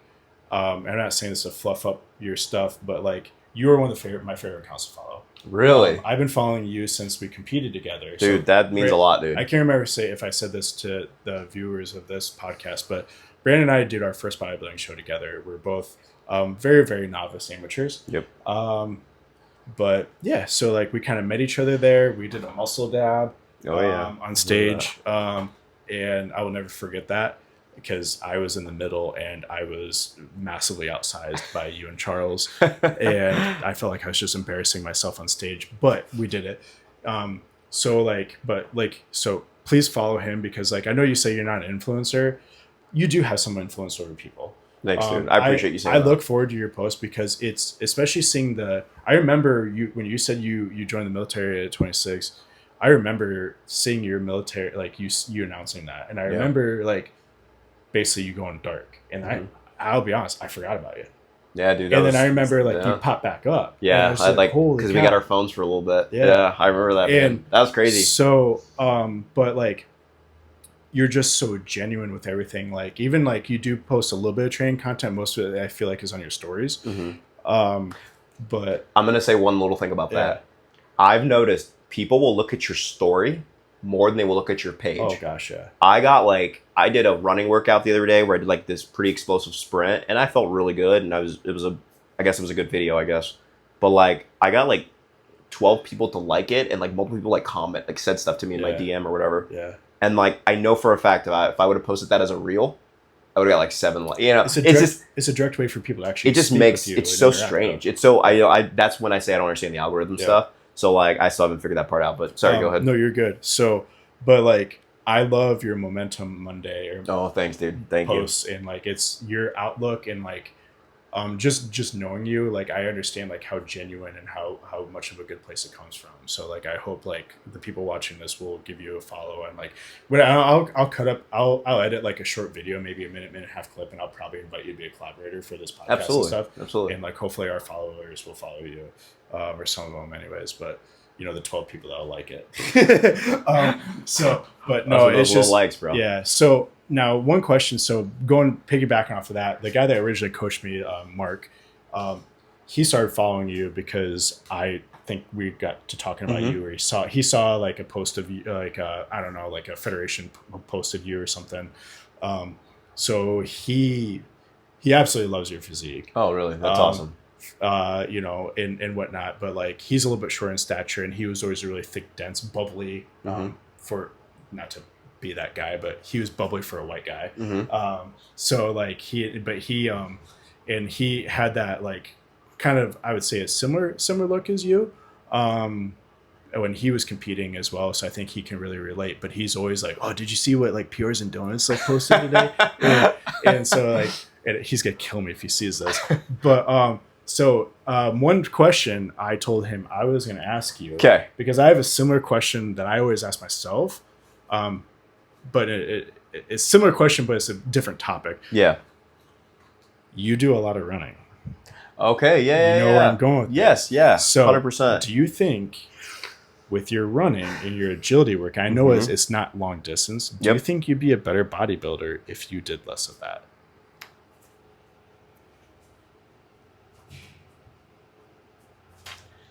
I'm going to say yes, and I'm going to say no. Okay. I'm going to say no, yes, and no, and I'll explain. Okay. So I'm going to say yes, because I do know that if I completely cut out cardio and I completely focused on eating and lifting weights, that would obviously, science has shown, will make me bigger, have more muscle, and things like that. I have no doubts of that. I will say no, because I also know that for what I'm trying to accomplish, which is really build my glutes and get really conditioned, I still need to lose some body fat. And like it's stored a lot in my thighs and my glutes. And so for guys is usually very unlikely. So like I will get a belly, like a belly, and I'll still have straight glutes. Yep, and I'm the opposite. Yeah. I stay pretty lean up top. I stay pretty lean in the front of my legs, but in the back, it's always a work in progress. And I know that with conversations I've had with Ryan in the past about that, like he's always said that the HIIT training is always really good, that high intensity training. Now, I will also say this, and this is probably the most important piece that some people know, some people don't. Another big reason why I do as much cardio as I do is because of my job. My job as a police officer, I have to be mobile. I have to be able to move. I have to be able to move quickly off of in a bad spot. I need to be able to, Chase someone down, someone. quickly get out of a car, grapple someone.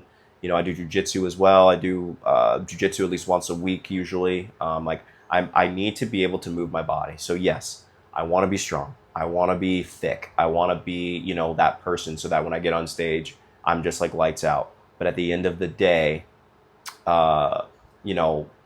me being an asset as a police officer is very important. And I have to be able to physically be able to do things, because it is awesome if you're big and strong, 100%. And you will probably end most like violent confrontations if you can get your hands on someone. But what happens if it doesn't go the way you need it to in the first 30 seconds? You have to be able to withstand, and you got to be able to kind of work through that. You can't gas out. Yep. And, you know, if you are involved in some type of like, shooting or something like that, you know, science and studies will tell you as well, like the person that can bring their heart rate down lower during a stressful situation will probably make better decisions. Yep.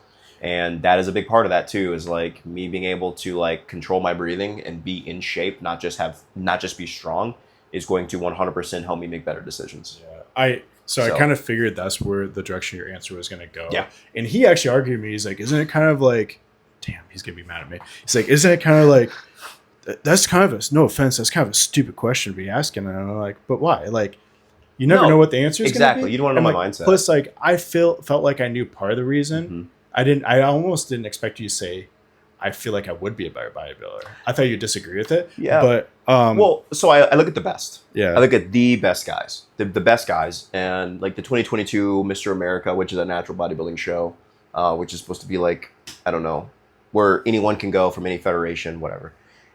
His name's, I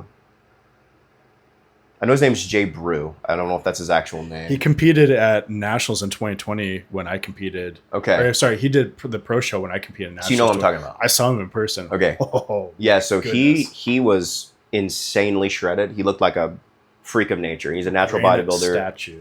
And just looked like a legit granite statue. And I follow him on Instagram, and we've had a few conversations. He's a really nice guy. And he is probably 50 pounds heavier now than what he was on stage. And as a natural bodybuilder, like, you guys have to understand, like, that's pretty significant. And also, he is crazy strong. Like, I saw him, like, he rows. He does bent over barbell rows with like 350, like 365 as a natural bodybuilder. Like, that is insane. He RDLs or stiff leg deadlifts. I'm not sure which ones he's doing, but he's doing a variation of that with like 450, 405, 515, and I am just blown away. So like hamstring. But the point I'm making is like, I see what he does in his off season, and he's a phenomenal bodybuilder, you know. So I have to imagine that if I just let it all go and just completely focused on nothing but building muscle and no cardio, I could probably do the same thing. But I guess the best way to sum it up is that's not something I'm willing to sacrifice. My mindset is that, you know, I want to be the best that I can be, but I want to be the best that I can be, right? I won't lie to you, right? In 2023, when I was preparing for the IPE Worlds, I said to myself, man, I want to be a world champ someday. And I know that right now I'm probably not going to be a world champ, but if I could place, that'd be great, right? And then I told myself after that show, I was like, I want to take top 3 eventually there. I know I can do it. And then as time went on, the last 2 years, I just don't really care about that as much as I used to. I just really want to get back on stage and compete and have fun and get better, be better than I was in 2023. Mm-hmm. And that's kind of my focus now. But I will also say this. I weigh right now the most I've ever weighed. I'm 210 pounds. I am the thickest I've ever been, like in terms of measurements. Dude, you're thicker every time I see you. I'm the strongest probably I've ever been, like in terms of just raw strength and like, especially my pressing strength. My pressing strength's gone through the roof. You know, from anything leg related or upper body related. My pressing strength is really good. So like, I would argue that yes, I could probably get bigger and stronger if I didn't do cardio, but man, I think I'm doing pretty good right now, you know. So that's the one thing I'll say. It also, like, it depends where your heart's at. Yeah. If you're gonna feel like, oh, I'm not doing enough, when, you know, like, again, that like the feeling of needing to do more and more that we talked about previously. But if you don't feel like you're getting enough out of your workouts, or your heart isn't in it, just into the weights and stuff, you may not perform as well. Dude. And you may get an adverse result. And I'll tell you right now too, like, I have a hard time, like, I feel thick. Like I've never felt big until like recently. And now I feel big. And don't get me wrong, that's a good feeling, right? As a man, right? You know, all masculine energy, I guess. But at the same time, it's a little uncomfortable. You're not at that victim weight anymore. Dude, it's a little uncomfortable, dude. Like, I feel very I feel like my shoulders are super broad, and like I feel like I'm trying to think of a good way to describe it. Like it's like I like it's like a like turning my neck is hard. Like there's just a lot of little things going on because of how much bigger I've gotten. I can speak to that a little bit too, because I've put on a decent amount of size since I competed, and a decent amount of mass, like some quality stuff. I've also accumulated some body fat, which happens, but like I got up to 215, Mm-hmm. and that's the heaviest I've ever been. Like I don't have the muscle that Brandon has, but I'm also taller. Yeah. But like,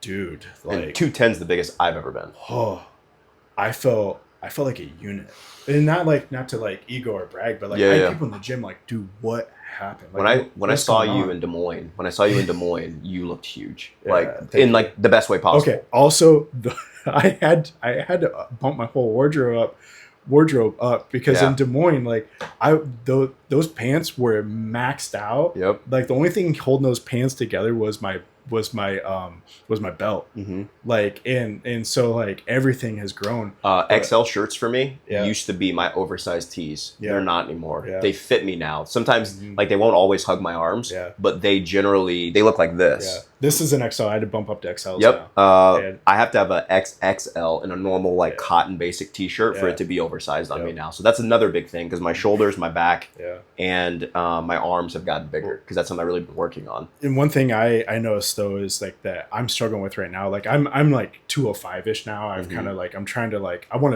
to do another push here. Mhm. And so I'm like, all right, I've accumulated a little bit more body fat than I wanted, so I'm gonna taper it back. So like I'm getting my abs back.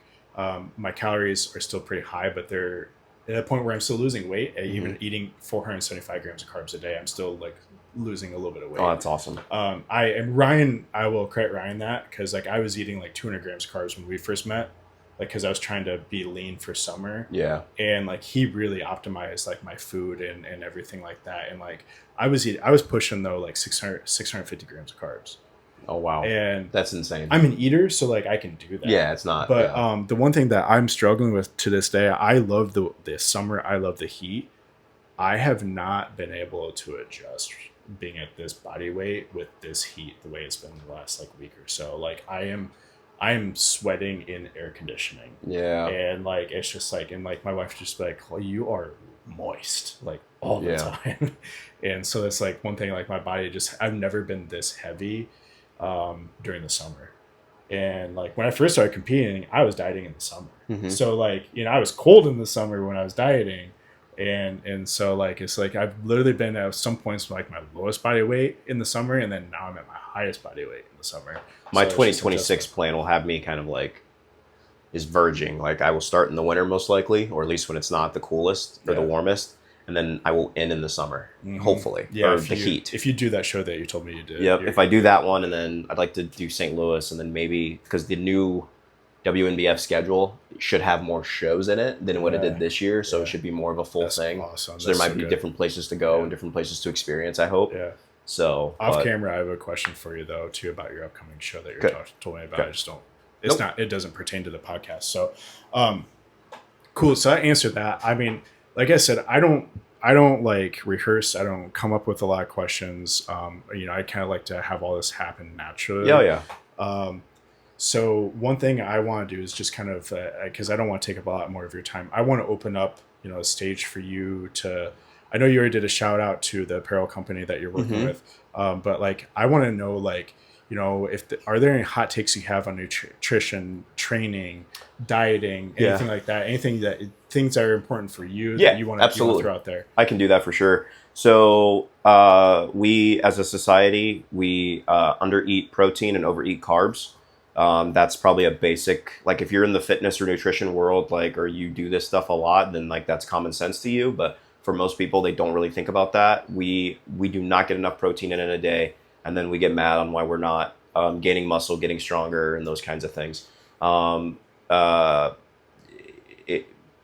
You have to be dedicated to what you're doing. Like there's no better way to say it. Like I was thinking about this too on my drive up here. I was like, you know, when I was in my 20s, one of my best friends, his name is shout out Jay Fresh. You know, we wrestled in college together. He's an elite CrossFitter. Like he goes, like he was just in Florida doing a CrossFit competition, elite division, and took 5th. Like he's legit. And we were broken from the same mold, William Penn Wrestling. And when he powerlifted, I powerlifted at the same time. Like, we always trained together. We always had different goals, but we trained together for the most part. And he's now doing the CrossFit thing. And like, we talk about it all the time. Like when we were in our 20s, like we would train on a Friday night instead of getting ready to go out to the bar. Like that was so much fun for us. Like we used to always say pre-workout was our alcohol. Like we would slam pre-workout, probably too much caffeine, right? But that was us binging. According to Ryan. Exactly, yeah. But that was basically us binging on something before, and not taking in alcohol. Yeah. And we'd go train and stuff like that. And like it was never for chicks, man. It was never for girls. It was always for us. It was always for us to feel good about ourselves and be better than what we were. And we both had that, like, I didn't do what I wanted to do in college. I feel like there's more for me to do in my life as an athlete, I guess, or physical. And that's what we ended up doing. If you're young, I kind of said in the seminar, but if you're young, don't stop.